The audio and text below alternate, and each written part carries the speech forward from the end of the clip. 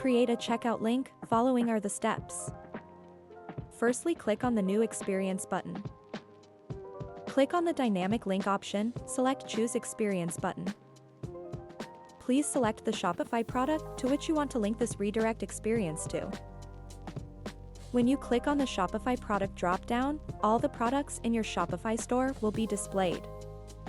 Here, you can edit the name of the experience. You will see a drop-down menu titled Type. Click on the drop-down menu and select the Checkout option. Choose the Shopify product drop-down and select the product for which you want to generate the checkout link. You can increase or decrease the quantity.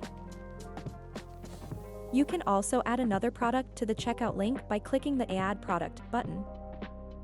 Repeat the process. Click the Add Discount button to apply a discount to the selected products. When you click the button, a drop-down menu with discount codes will appear. Click the drop-down menu and choose the Shopify discount code. Click Save. Let's demonstrate how the dynamic checkout link works.